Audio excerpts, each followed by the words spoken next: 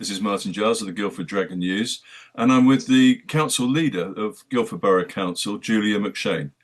Julia, welcome back to the Guildford Dragon. Thank you. It's good to be back. And I've asked for this interview so that we can talk about the prospect of creating a town council for Guildford. Yep. So now presumably this has all been brought about because of the reorganisation of local government. Yes, that, but also the fact that a number of members of the public have also been talking about it and expressed an interest in seeing whether that was something that we could take forward as a council. I mean, I remember people proposing such a council, from back in 2012 when we started, and I'm sure they were doing it before that.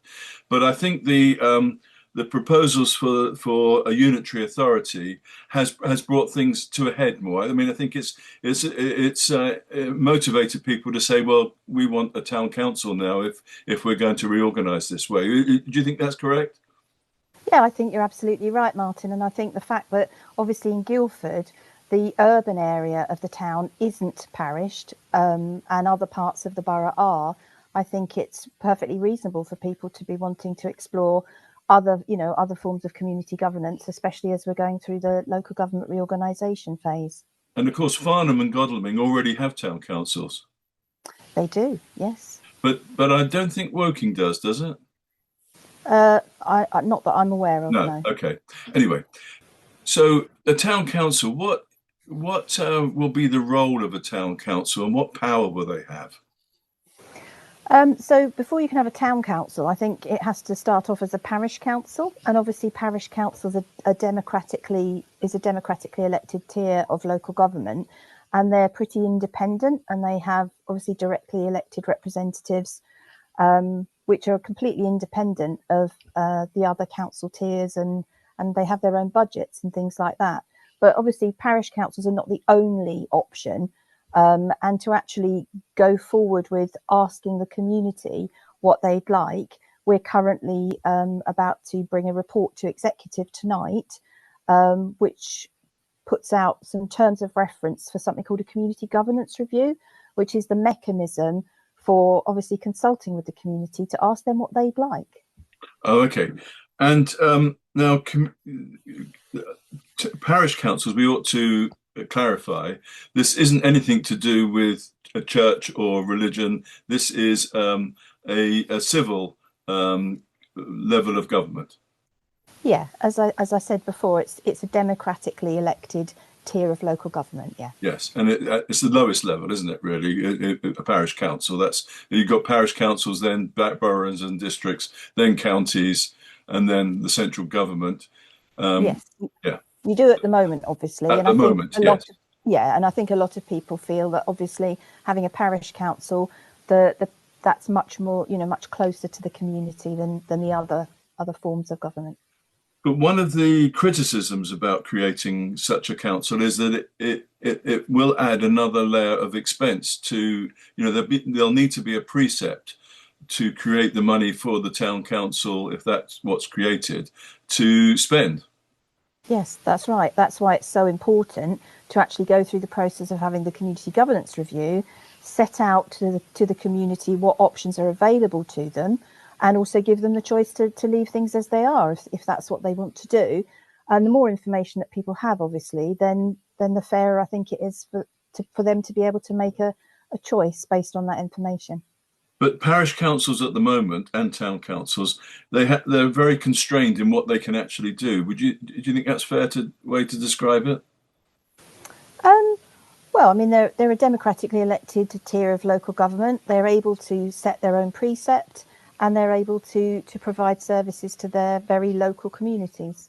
But they don't, for instance, decide planning applications.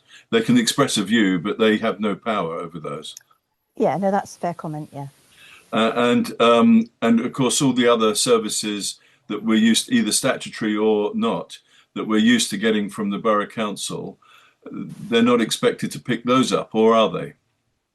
Do you mean as part of the local government reorganisation? Yes, I mean, how is it envisaged that this is going to pan out, or is it at the moment uncertain? To be honest, I'm not sure at this point in time how that might pan out. No, but obviously, as I said before, parish councils are an independent, democratically elected body of their own, and they will continue, as far as we can tell, as part of the local government reorganisation. Because what I recall reading in the devolution plan is that it was expressed that parish councils and town councils could pick up more responsibility as part of the reorganisation. Is that your understanding? Well, I guess that would be up to the unitary authority when it's created. Okay. How they're going to engage with other forms of local government. Yeah. Okay.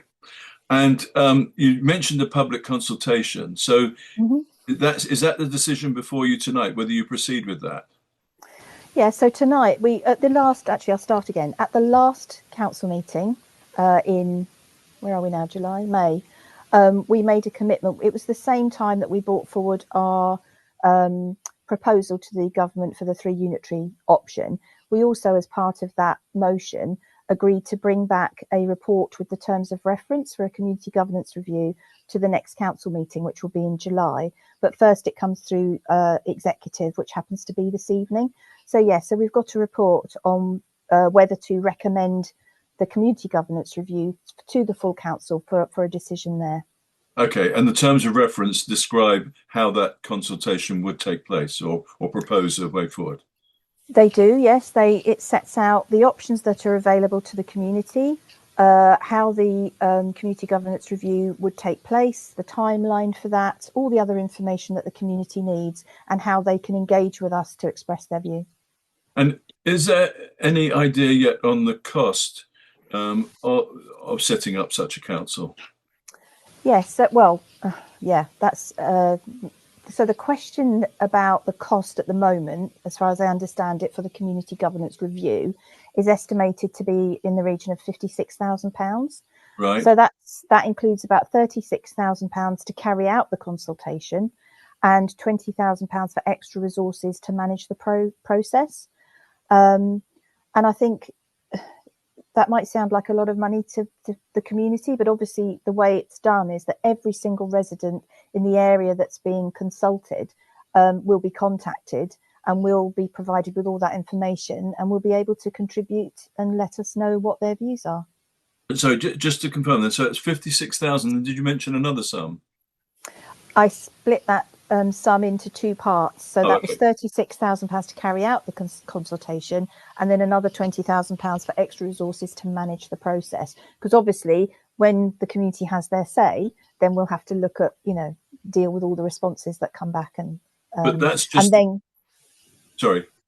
And I was going to say, and then go forward with the second part of the consultation, because it's split into 2 parts. Okay. But so those costs are nothing to do with setting up the council itself. This is all to do with the consultation. That's right, yeah. And there would be additional costs, presumably, because they would need some support, wouldn't they, in terms of officers? Yeah, they would, but I mean that will only come into play depending on the outcome of the community governance review, because obviously it's by no means determined that the response will be that the community wants a parish council. So we'll have to wait and see what the responses are. Okay. Now you're saying it's a parish council. Aren't the terms interchangeable? I mean, aren't they the same thing really? Just one's for a town and one's for a parish. Yes, although I'm sure I've heard recently that it starts off as a parish council and then becomes a town council. Okay. Yeah, I'm still learning about. I'm still trying to catch up with all of this as well, to be honest, because I'm not from an area that has a parish council, so other people are much more familiar with this than me. Okay, and is it yet known how many people would be on it? What the format will be? No, we're at the very beginning of this process. Okay. Yeah. And so, would it be created to coincide with the advent of the new unitary authority? I think the first part of this is to do the community governance review, and that comes in 2 parts. So we get back the first sort of understanding of what the community think. That then can contribute to the second part of the process, because as obviously the community could actually put forward their own idea about what other things they'd like to see happen. And they would need to obviously provide certain information. I mean, if, for instance, people decided they wanted a parish council for a particular part of the town, they'd need to provide us with the boundaries that they were looking at, that where that parish council would be set up. So yeah, so we'll have to see what kind of information comes back really from the community. Okay, but there must be some view on the timescale for that consultation to be finished by, I presume. Yes, I think my understanding is that obviously if it goes to executive this evening and then it's recommended to go forward to the council meeting in July, then if full council approve it and the consultation begins, it should begin on around the 5th of August. Right. So I think there would be further consultation in the new year. And then the final recommendations could be considered by full council around next summertime, I think. Okay, next summertime. Okay, yeah. So that is still before the unitary would come into effect. That's right, yeah. Okay. Now, most parish councils in Surrey, at least, and I think probably elsewhere, they're not organised by party, are they? Normally the councillors don't have a political party label. But is that what's expected with this town council, or hasn't that been considered? I think that's up to the town. If there was a town council, I think that'd be up to them how they set themselves up and elect their representatives. So I guess it's up to each individual candidate when they stand how they describe themselves. Yeah, absolutely, and I think we've seen that in some of the parish councils that exist today. Yes, we have. Some people, yeah, we do. So I think it's entirely up to individuals. I mean, in Ash, for instance, some of them are, say I'm a Conservative member. Others, I mean, your own Liberal Democrat colleagues there, they eschew party political labels at that level, even though they're Lib Dems at the borough council. They say they're independents at the parish council. So that indicates it's just a personal choice. I think so, yes. Yeah. Okay. Yeah, now, that's fair enough. One aspect associated with this, I think, is what's going to happen to Guildford's mayoralty, because I mean historically it's been going on for centuries, and it would be a shame. I think a lot of people would think it's a shame to lose it, because it does have a community value. I think anyway. What's envisaged there? Yeah, no, and I think the mayoralty is very important to the residents of Guildford. Of course it is. I mean, it's been in existence since about 1300 and something, I think. So yes, I can understand why people do feel very attached to it. So obviously, because Guildford is a borough, it has borough status, which means it's entitled to have a mayor. But if there was an absence of a parish council for the town centre, then that could obviously put that status at risk. So it will need to be preserved in some way. And I think with the arrangement of the forthcoming new unitary council, then it probably would be likely to set up charter trustees for the unparished area of Guildford. And in that case, they would be responsible for the civic function and the mayoralty. And I think charter trustees comprise of councillors from the principal authority, representing the electoral divisions that cover the unparished area. So yeah, that could be set up. Oh, I see. So actually, the preservation of the mayoralty isn't dependent on a town council being created. No, there is another mechanism that can do that. And then I think that they could charge a very small precept to local residents to fund the upkeep of those ceremonial traditions. But then that could be, then obviously if another governance structure was to come forward, like a parish or a town council, then it could potentially be taken over or to be moved to their responsibility. Yeah. Okay. Well, Councillor Julia McShane, thank you very much for explaining that. I'll be watching with interest how this progresses. and hopefully that it's a solution that is popular within the community.